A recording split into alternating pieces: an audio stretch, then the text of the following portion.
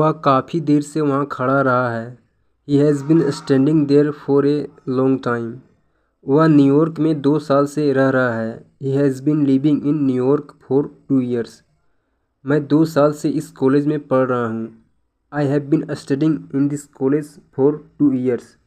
मैं 4 घंटों से दौड़ रहा हूँ। I have been running for 4 hours. मैं सुबह से आपका इंतज़ार कर रही हूँ। I have been waiting since morning. वह बचपन से बोलने का प्रयास कर रहा है। He has been trying to speak since childhood. वह काफ़ी समय से ऊपर चढ़ने की कोशिश कर रहा है। He has been trying to climb up for a long time. वह काफ़ी लंबे समय से उसके साथ रह रही है। She has been living with him for a long time. वह बिजनेस का काम 2 साल से कर रहा है। He has been doing the business for 2 years. आप इसको कितने दिन से जान रहे हो? How long have you known him? Rahul dance 3 साल से सीख रहा है। Rahul has been learning dance for 3 years.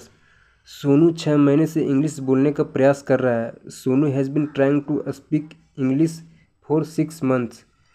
मैं सुबह 4 बजे रोज़ उठने की कोशिश कर रहा हूँ। I am trying to wake up at 4 AM every day. Ramesh लगातार कॉलेज जा रहा है। Ramesh is continuously going to college.